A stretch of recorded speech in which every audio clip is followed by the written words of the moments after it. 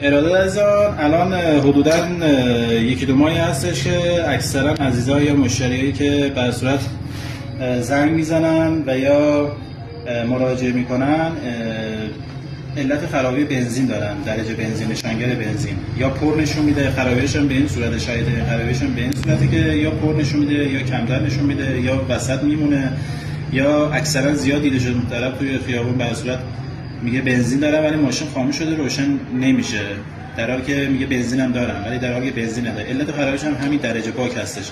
ما الان چند مدل اینجا داریم که همشون اکثرا خراب بودن و اینا رو ما تعویض کردیم. حدودا در 15 تایی هستش که ما تعمیر کردیم، 7-8 تایی هم بود که تعویض کردیم. علت خرابیش هم همینه، این درجه است. به این حالت شما این آزاد میکنین.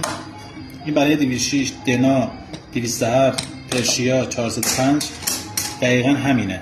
حالا یه خود سایزشون فقط فرق میکنه. این حالت کشایی فشار میدین آزاد میشه. بعد از اینکه آزاد شد اینجا دو تا ضامن داره. شما این دو تا ضامن آزاد میکنین، یه خار پلاستیکیه. به همین حالت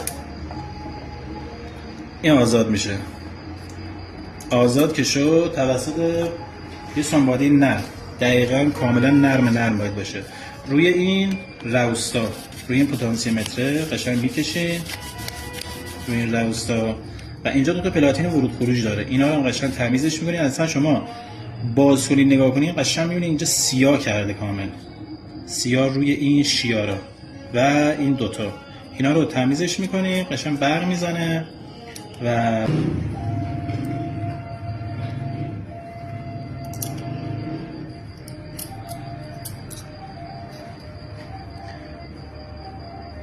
به همین حالت جام میزنین و این درست میشه.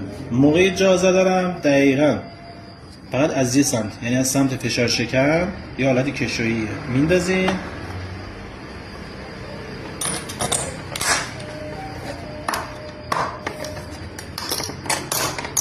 دقیقاً همین وسط قرار میگیره. این هم که موقع بستن همین جا میزنین. منتها اینجا یه نکته هست، حتما انگشتون اینجا سر همین پلاستیک پلاتینر باشه، فشار میدین و تموم سر جای خودش قرار میگیره. موقع بستن هم توسط آچار یا توسط دو تا پیشگوشتی اینی میبندین و نکته مهمی هستش که این دوتا رو، این دوتا شلنگ‌های ورود خروج بنزین رو با وازلین، نه با روغن نه با گریز، وازلین اینا رو چرب میکنین که یه موقع اورینگایی که داخل شلنگ هستش که اینجا وارد میشه به این مچ میشه، اورینگا دفرمه نشه. مرسی، ممنون.